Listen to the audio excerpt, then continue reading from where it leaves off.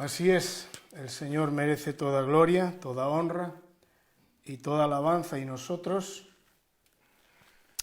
se la damos desde la cautividad, desde las restricciones, desde las limitaciones, y queremos hacerlo con la ayuda del Espíritu Santo desde cualquiera que sea nuestra situación, nuestra condición en este tiempo.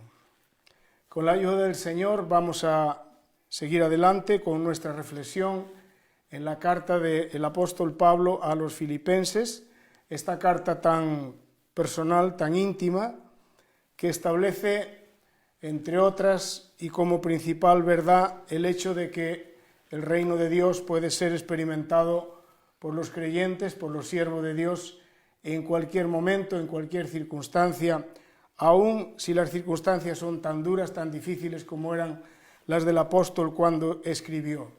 Está escribiendo nada más y nada menos que el gozo de Cristo, que es una expresión de alto nivel de la realidad del reino de Dios. Y nosotros, durante este tiempo, hemos estado rastreando verdades importantes, verdades centrales, para que con la ayuda del Señor podamos aplicarlas no solamente ahora, en el presente, pero en el futuro de nuestra vida, y podamos vivir una vida de gozo en Cristo, cualquiera que sean nuestras circunstancias. En esta ocasión vamos a hablar de una de las grandes verdades que el apóstol experimenta y propone también para la iglesia de Filipos y por extensión para cualquiera que sea la iglesia en todos los tiempos.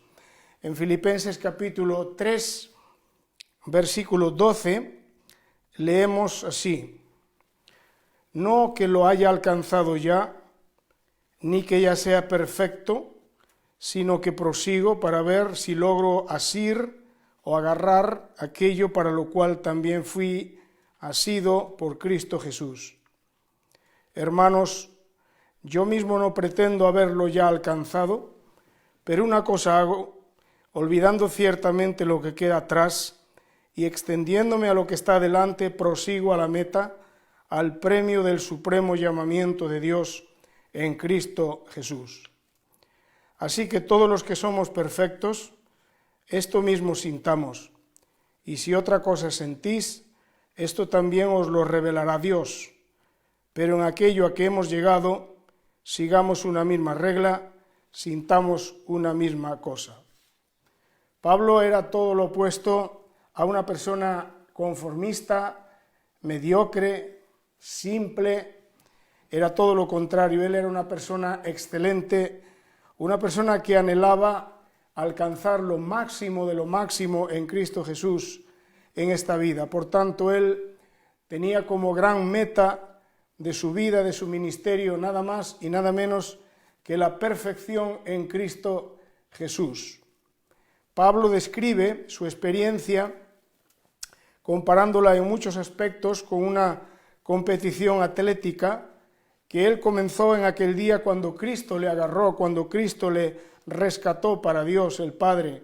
Y ahora Pablo vive con una meta, y es ser como Cristo y agarrarlo a Él, es decir, tenerlo a Él en plenitud, en profundidad, en perfección y en gloria hasta la culminación de los tiempos en la resurrección de los santos. Y vemos aquí diferentes aspectos. En primer lugar, vemos Pablo y la realidad. En versículo 12 dice, no que lo haya alcanzado ya, ni que ya sea perfecto. Pablo es un hombre realista y por tanto humilde, pues reconoce que aunque tiene una meta clara y suprema y que está hipotecado a lograrla, sin embargo, al presente todavía no lo ha logrado. Y es que solamente las personas ciegas, engañadas, arrogantes, pueden pensar que ya lo han logrado. Claro está, todo depende del tamaño y de la meta que cada uno de nosotros tiene. Si la meta es pequeña, pues entonces igual es fácil lograrla, pero la meta de Pablo era una meta grande, era una meta suprema y sublime para él, que era, como hemos mencionado, la perfección moral y espiritual en Cristo. Y cuando la meta de un creyente o de un ministerio es ser como Cristo, moral y espiritualmente en esta vida, entonces es fácil ser humilde y humillarse y reconocer que todavía no se ha conseguido. Pero en segundo lugar, Pablo no se queda ahí lamentándose de que no lo ha conseguido o de que no es fácil o que no es posible, sino que Pablo es un hombre determinado. Y es que para lograr metas altas no se pueden lograr si uno no tiene una determinación absoluta, y Pablo la tenía. En el versículo 13 dice, pero una cosa hago, y esto habla de una determinación tremenda, de una determinación radical. Se trata de una decisión firme, se trata de una determinación de la voluntad, se trata de una concentración máxima para lograr el propósito último que está delante y que no está detrás. Y es que no importa el nivel al que uno ha llegado, el curso a seguir es una firme y radical determinación de seguir hacia adelante, cueste lo que cueste. Pablo nos dice aquí, nos habla de 3 decisiones prácticas que también son absolutamente aplicables e importantes para nuestras vidas. La primera, dice, olvidar el pasado. Dice Pablo en Filipenses 3:13, olvidando ciertamente o verdaderamente lo que queda atrás. Y es que lo que queda atrás, sea bueno o sea malo, queda atrás. Es decir, ya es pasado. Un atleta no puede estar mirando a los lados, ni mucho menos mirando hacia atrás, porque disminuiría su velocidad, su fuerza, su enfoque, su perspectiva y su determinación. Y es exactamente igual contigo y conmigo. Si tenemos metas altas, si tenemos metas como la que Pablo tenía, ser transformados, ser cambiados, ser moral y espiritualmente como Cristo, intachables, perfectos, maduros en el Señor plenamente, entonces definitivamente en cada momento del presente tenemos que olvidar el pasado. Olvidar el pasado. ¿Y qué más? Y proyectarnos hacia el futuro, porque no es solamente olvidar el pasado, porque si olvidamos el pasado y no nos proyectamos hacia el futuro, la determinación y el avance en nuestra meta se queda bloqueado. Pero Pablo no solamente decidió olvidar el pasado, sino que decidió proyectarse hacia el futuro. Y no porque el futuro de Pablo fuera maravilloso, no porque él conociera el futuro y pensase que era un futuro estupendo. De hecho, el futuro que Pablo tenía por delante, humanamente hablando, era difícil, era complicado, y así fue. Su futuro fue morir decapitado como mártir por amor al Señor. Sin embargo, él se proyecta al futuro, dice en el versículo 13, y extendiéndome a lo que está delante. El atleta, para poder avanzar hacia la meta, se enfoca, incluso inclina su cuerpo a la hora de correr para llegar a la meta, inclina hacia adelante ligeramente su cuerpo, concentrándose así al máximo en una proyección correcta que siempre está hacia adelante, hacia el futuro. Los errores del pasado sirven como aprendizaje y para corrección previo arrepentimiento. Los logros del pasado solo sirven para darle gloria a Dios y servir de trampolín para impulsarnos hacia el futuro. Los logros del pasado no son, como solemos decir, para dormirnos en los laureles, para darnos gloria, para ponernos medallitas, etcétera, etcétera, no. Son para tomar confianza en Dios, en la fidelidad de Dios y proyectarnos con mayor fe, con mayor esperanza y con mayor determinación hacia el futuro. Así que la primera decisión práctica de Pablo en su avance hacia la meta de ser perfecto en Cristo Jesús es dejar atrás el pasado, la segunda es proyectarse hacia el futuro y la tercera es proseguir hacia la meta. Él dijo en el versículo 14, prosigo a la meta. Y esta palabra proseguir es una palabra muy importante.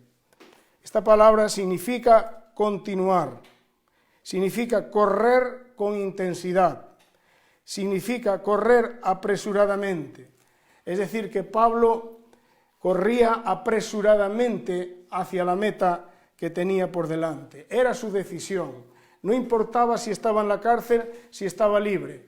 No importaba si tenía abundancia, como él dice en esta carta en el capítulo siguiente, o tenía escasez. No importaba, Pablo tenía una decisión y es: yo voy a correr con toda intensidad, voy a correr apresurándome, nosotros diríamos, voy a correr a tope, hacia adelante. Así era la determinación del apóstol Pablo. En una ocasión, él dijo estas palabras tan tremendas: de ninguna cosa hago caso, ni estimo preciosa mi vida para mí mismo, con tal que acabe mi carrera con gozo y el ministerio que recibí del Señor Jesús para dar testimonio del Evangelio de la gracia de Dios. Este es un texto absolutamente sorprendente que resume la mentalidad y la determinación y la proyección de Pablo hacia la meta. De ninguna cosa hago caso. Por eso Pablo ni hacía caso de los éxitos, ni hacía caso cuando le echaban flores, ni tampoco cuando le tiraban piedras. Pablo estaba por encima de los elogios, estaba por encima de las críticas, estaba por encima de la bendición de Dios, estaba por encima de los ataques del diablo. Él dice: de ninguna cosa hago caso, ni siquiera mi vida la estimo como preciosa, por tanto no tengo que preservarla. No necesito preservar mi vida porque para mí no es preciosa, a no ser que sirva para correr mi carrera con gozo y el ministerio que recibí del Señor. En otra escritura Pablo dice: todo aquel que lucha, hablando de sí mismo, hablando de su mentalidad, de seguir, de luchar, de continuar, de avanzar hacia la meta, él dice: todo aquel que lucha, de todo se abstiene. Y aquí Pablo está hablando de la disciplina, aquí Pablo está hablando de la abnegación, aquí Pablo está diciendo que él no solamente no estima ninguna cosa como preciosa para su vida, ni hace caso, pero no solamente él se conforma con no echar cuenta a nada, sino que él toma disciplina sobre su vida, él decide vivir como un atleta olímpico que de todo se abstiene. Y él dice: todo aquel que lucha, y todo aquel te incluye a ti, y me incluye a mí, todo aquel incluye a cualquier creyente de cualquier tiempo de la historia de la Iglesia, todo aquel incluye a cualquier ministerio, sea relevante o menos relevante, sea conocido o menos conocido, todo aquel que lucha, todo aquel que sigue adelante, todo aquel que tiene la misma meta que Pablo tenía, entonces tiene que abstenerse de todo. Dice: ellos, los atletas, dice, a la verdad, para recibir una corona corruptible, para recibir un premio humano, una honra humana que tiene su valor, sí, pero no deja de ser algo transitorio, algo superficial. Dice: pero nosotros recibimos una corona incorruptible de gloria que no es para este mundo, sino es para toda la eternidad. Y él dice: nosotros recibimos una corona incorruptible. Dice: por eso yo golpeo mi cuerpo. Y no significa que Pablo se despreciaba a sí mismo en el cuerpo. No era un asceta Pablo, ni era un gnóstico. Al contrario, no es que él no valoraba su cuerpo, al contrario, él lo valoraba tanto que lo disciplinaba, lo controlaba, lo gobernaba, porque él sabía muy bien que aquí en la tierra no se puede caminar, no se pueden lograr las metas espirituales sin el cuerpo.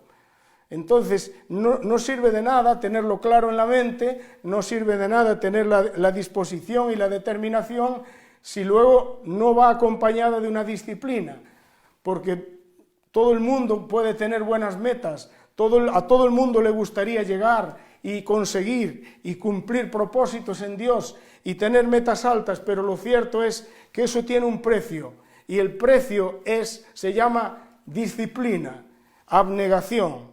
Y él decía: golpeo mi cuerpo y lo pongo en servidumbre, lo pongo bajo autoridad, lo pongo en su lugar, diríamos, lo pongo en su sitio, que es el lugar que Dios le ha dado de ser un siervo y no ser un señor.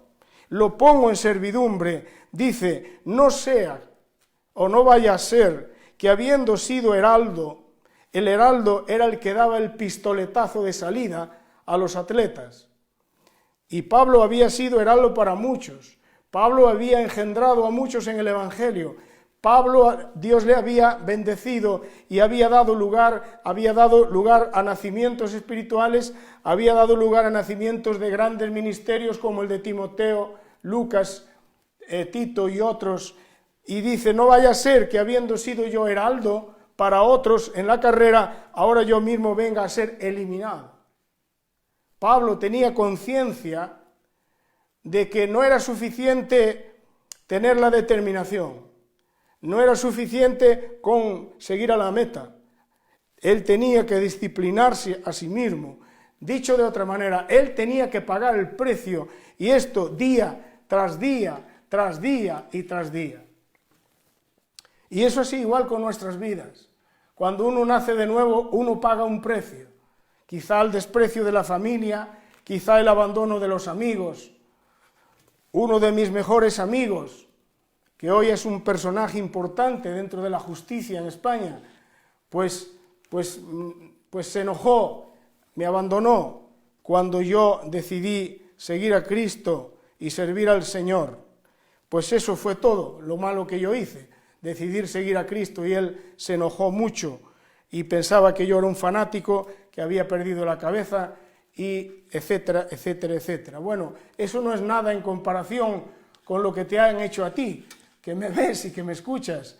Quizá a ti te han echado de casa, quizá has perdido tu matrimonio. Tenemos entre nosotros preciosas hermanas que han perdido su matrimonio, entre comillas, por seguir a Cristo, Y no es solamente el precio que uno paga cuando comienza, pero es que uno tiene que pagar el precio día tras día.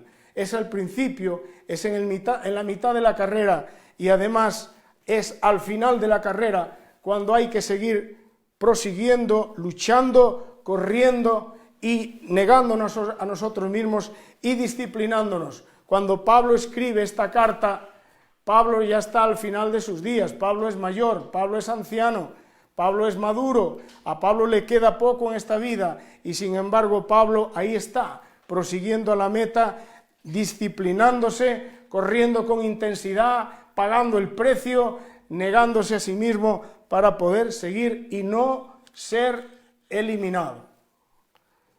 Entonces, ¿podemos ser eliminados? Sí. ¿Y quién nos elimina? ¿Dios? No. Entonces, ¿quién nos elimina? ¿El diablo? No. Entonces, ¿serán las circunstancias de la vida las que nos eliminan? No. Hay solamente una persona que me puede eliminar a mí mismo, soy yo mismo. Hay una sola persona que te puede eliminar a ti de la carrera, que te puede sacar de la carrera fuera, que te puede llevar a abandonar la carrera, que te puede bloquear y para que nunca jamás llegues a la meta y seas eliminado, y eres tú mismo. Si tú te aferras a Dios, si tú te aferras a Cristo, si tú te aferras al Espíritu Santo, si tú te aferras al cuerpo de Cristo, si tú día tras día vives en humildad, en fe, en obediencia, en dependencia de Dios, del Espíritu Santo y de su iglesia, llegarás al final, llegarás a la meta. Y Dios quiere que llegues a la meta. No solamente que tengas metas altas en la vida en Cristo Jesús, sino que las consigas, que las consigas para gloria de Dios y para que obtengas el premio. Para que obtengas el premio de tu llamado en Cristo Jesús. Dios te ha llamado para triunfar, no para ser derrotado. Dios te ha llamado para conquistar las metas, no para ser eliminado de la carrera. Dios te ha llamado para terminar bien y no para terminar mal. Dios te ha llamado para triunfar y no para fracasar. Dios, por eso tienes que seguir, por eso tengo que seguir. No me importa si eres nuevo convertido, o si estás al final del camino, o si estás en la mitad, no importa. Tenemos que ir adelante con la ayuda del Señor. Tenemos que ser como Pablo, ser prácticos, ser determinados, dejar atrás el pasado, dejar atrás las heridas del pasado, dejar atrás los logros del pasado y proyectarnos hacia el futuro. Aunque no veas nada, aunque yo no vea nada, aunque tú no veas nada, aunque tú me digas, pero hermano, ¿qué futuro ni futuro? ¿Qué futuro le ves tú a este mundo? Bueno, depende cómo lo veas. Si lo ves naturalmente, este mundo no tiene ningún futuro. El único futuro de este mundo es el juicio de Dios sobre la humanidad, el juicio de Dios sobre este país de España por tanta miseria, por tanto pecado, y lo único efectivamente que uno ve lógicamente en el Espíritu es el juicio de Dios y la ruina de este mundo por causa de tanta rebelión, de tanta abominación, de tanta resistencia a Dios, de tanta soberbia delante de Dios. Sin embargo, si lo vemos en el Espíritu Santo, todavía vemos que hay metas a las que Dios nos ha llamado, a las que Dios te ha llamado, a las que Dios me ha llamado, y que Dios quiere que las cumplas, que Dios quiere que conquistemos en medio de un mundo difícil, en medio de un mundo complicado, lograr metas, ir adelante, avanzar en la carrera, en medio de circunstancias difíciles, en medio de un mundo complicado, tiene más gloria para Dios. Y tiene más felicidad para ti, tiene más premios sin duda para ti. Y es cierto que para Pablo lo más importante era honrar a Cristo, era glorificar a Cristo, era contentar a Cristo, era traer complacencia a Cristo. Es cierto, pero él también habla del premio. Y nosotros tenemos que ser inteligentes, tenemos que darnos cuenta de que hay un premio eterno para aquellos que prosiguen, que luchan hasta el final, que pagan el precio, que llegan a la meta. Hay premio eterno. Hay un premio eterno, y cuando lo veamos desde la eternidad para atrás, nos gozaremos, nos alegraremos, seremos felices plenamente de haber sido inteligentes, de haber pagado el precio, de habernos negado a nosotros mismos, de no habernos dejado engatusar con nada ni con nadie, de no habernos desviado, de no haber abandonado la carrera. Entonces nosotros nos daremos cuenta cuán inteligentes, cuán sabios hemos sido. Así que adelante, no importa si tus circunstancias son difíciles, aún en medio de la enfermedad, aún en medio de los problemas, aún en medio de los temores, aún en medio de los ataques diabólicos, aún en medio de las luchas, todavía tenemos que decidir seguir adelante, proseguir adelante, pagar el precio. Y para hacer esto tenemos que depender absolutamente del Espíritu Santo. La clave más grande para poder continuar en la lucha espiritual, en la carrera espiritual, es la ayuda del Espíritu Santo, nuestro Señor. Por eso tenemos que depender de sus fuerzas, tenemos que depender de su ánimo, tenemos que depender de su sabiduría, tenemos que depender de sus dones, tenemos que depender de sus recursos y depender también del cuerpo de Cristo, las oraciones de nuestros hermanos, el amor de nuestros hermanos, el arropamiento de nuestros hermanos que nos animan, que nos hacen recordar que somos una familia y que no estamos solos en esto. Para terminar, decir algunas consideraciones. La primera de ellas, y es que Pablo tenía claramente definida su meta, y su meta no era cualquier meta, su meta era una meta suprema, era la meta más alta, que era ser perfeccionado y ser como Cristo. Para Pablo, su ilusión era que el máximo potencial de la salvación de Dios y del poder del Espíritu Santo para transformar su vida, para conformar su vida, para perfeccionarla moral, y espiritualmente, para Pablo esa era su gran meta. Pablo quería dejar solamente para el final y para lo último, para la venida de Cristo, para la resurrección de los santos, de los justos. Pablo quería dejar solamente una pequeña parte, como quien dice, Pablo quería dejar el broche de oro. Pablo no quería presentarse delante de Cristo o experimentar su segunda venida con una vida a medio lograr, con una carrera por la mitad. Pablo no quería eso. Pablo quería lograr lo máximo de lo máximo de lo máximo que le acercase a la perfección última en Cristo, y que la parte que quedase por lograr fuese apenas una parte pequeña, un broche de oro, que se completaría en la resurrección de los santos en la venida de nuestro Señor Jesucristo. A menudo pienso cuánto del cambio, cuánta de la transformación, cuánto de lo que Dios quiere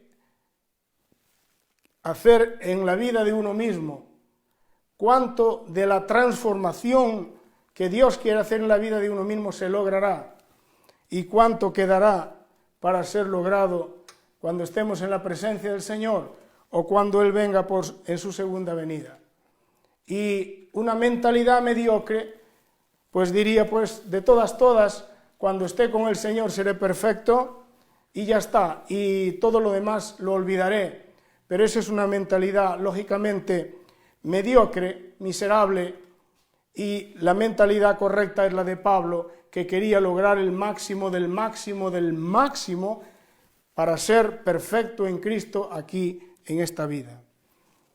Te pregunto, ¿quieres ser tú perfecto? ¿Aspiras tú, aspiro yo a ser perfecto en Cristo? ¿O sencillamente nos hemos acostumbrado a la debilidad, a la patología, a la miseria, a la inmadurez, a todo eso? Nos hemos acostumbrado tanto en nuestra vida, en la vida de otros, que ya decimos, bueno, aquí esto no tiene remedio, aquí no hay manera, aquí no hay manera más que mirar alrededor y darte de cuenta de que no, que aquí apenas se puede lograr un poquito. Si esa es nuestra mentalidad, es una mentalidad contraria a la de Pablo. Es una mentalidad muy negativa, muy contraria. La mentalidad de Pablo es que con la ayuda de Cristo y en Cristo y por el Espíritu Santo y su colaboración y su disciplina y su determinación, él sí podría ir de transformación en transformación, perfeccionándose más y más y más cada día en Cristo. Pablo invierte todo, se concentra plenamente en avanzar hacia la meta. Y es que no se puede vivir para varias cosas en esta vida, a menos que sean pequeñas cosas. Pero si se trata de metas altas, si se trata de la meta que Pablo tenía, o de metas similares a la que él tenía en las vidas personales, entonces esto requiere una inversión, esto requiere una concentración total de cada uno de nosotros. Y Pablo estaba concentrado en avanzar hacia esta meta y no permitía nada, ni problemas del pasado, ni logros del presente, ni viceversa. Él, como hemos dicho, estaba totalmente enfocado, totalmente determinado hacia la meta. Por otra parte, vemos que Pablo exhorta a los creyentes a tener la misma disposición. O sea, Pablo no está compartiendo esto solamente de forma testimonial.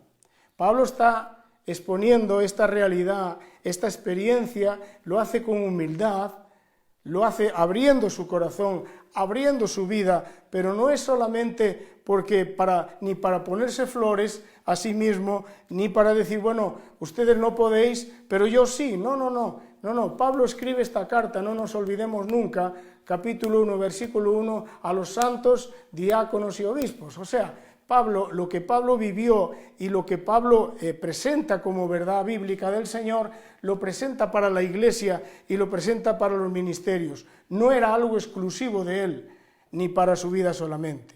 Así que él propone esta experiencia que él aplica a su vida, la propone para todos aquellos santos de la Iglesia en Filipos y por extensión para todos nosotros.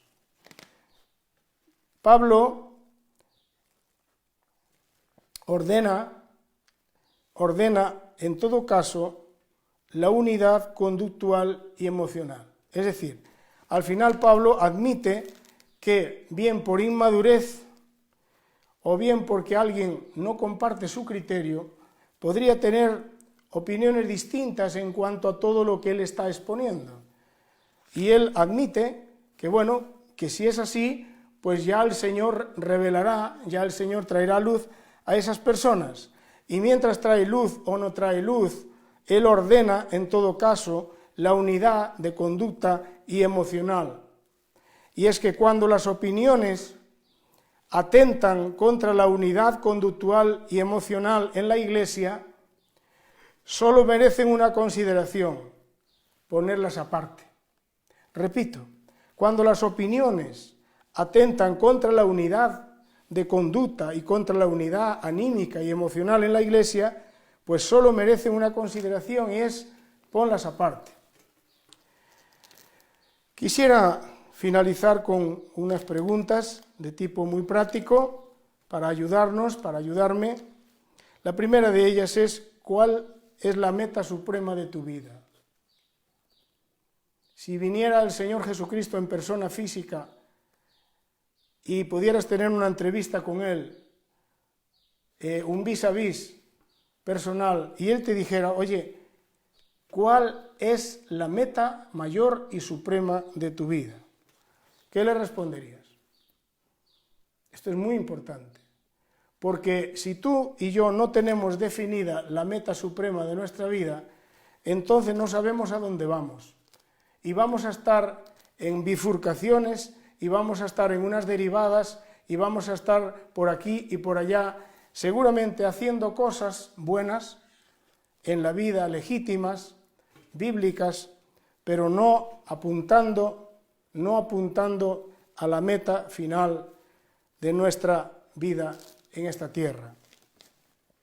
La segunda pregunta es: ¿coincide la meta que tú tienes, si la tienes, si la tengo, coincide con la meta de Pablo? O sea, tu meta y mi meta, si es que lo tenemos claro, si es que lo tenemos definido, si es que lo hemos pensado, si es que lo hemos reflexionado. Nuestra meta máxima en la vida, ¿qué es?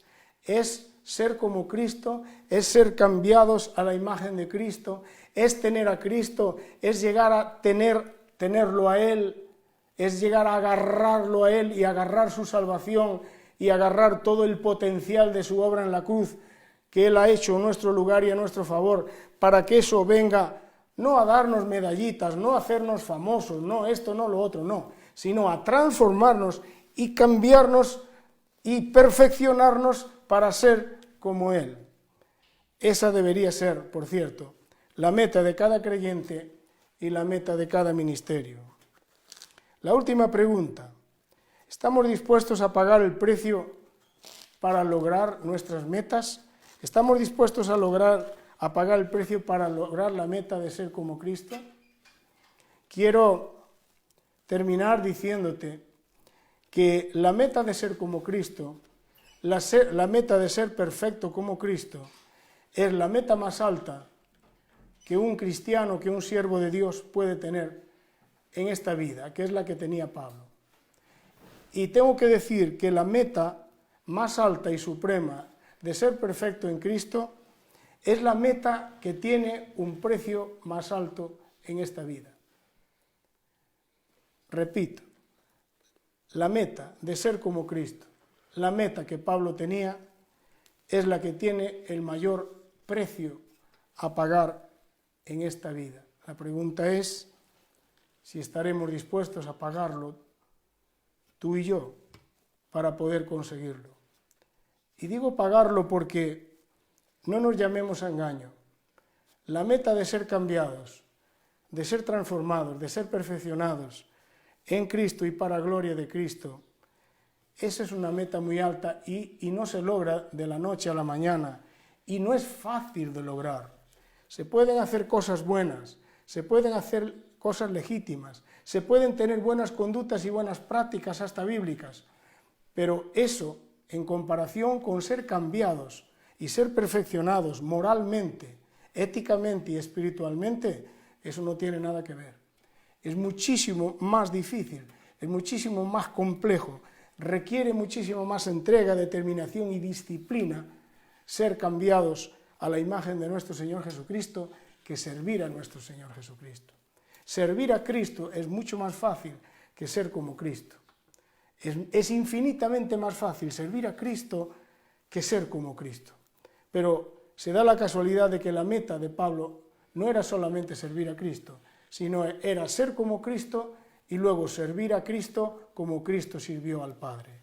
Y yo espero que esto a ti y a un servidor no nos resulte algo utópico, algo idílico, ni mucho menos algo fanático, algo extremo, porque si pensásemos que esto es extremismo, que esto está fuera de toda realidad, entonces lo que estamos diciendo es que no hemos entendido mucho el Nuevo Testamento, ni hemos entendido mucho la obra de Cristo, ni el propósito de Cristo, ni cuáles son las metas de Dios para nuestras vidas aquí en la tierra. Yo deseo de corazón que Dios te ayude y que Dios me ayude a abordar este asunto en este tiempo, a no dejar pasar más tiempo en la vida. La vida es insufriblemente corta. La vida es horriblemente corta. Es la verdad de la transitoriedad de la vida, es insufrible. Es insufrible. Cuando uno piensa en la transitoriedad de la vida, o piensa que la vida se puede ver acortada por enfermedades mortales o por accidentes, etcétera, etcétera, esa verdad cuesta mucho sobrellevarla. Casi es una de esas verdades de las muchas que hay en la Biblia, que casi son insufribles, son intolerables esas verdades, a menos que uno las lleve con la gracia de Dios y con la ayuda del Espíritu Santo. Son insufribles. Es decir, nos hundimos debajo de esas verdades, porque son verdades que nos confrontan, que nos afrentan y que nos hablan de la realidad. Y la realidad suele ser extremadamente dura. Y por eso es importante venir delante de Dios y cuanto antes revisar nuestras metas. Y si no tenemos metas claras en la vida, si solamente vamos viviendo y superviviendo y caminando y día a día y veremos lo que viene y lo que no viene, si vamos así en la vida, no vamos a lograr gran cosa, no vamos a ser relevantes en el reino de Dios. La vida es demasiado complicada, las tinieblas son demasiado malvadas como para que las cosas salgan por sí solas.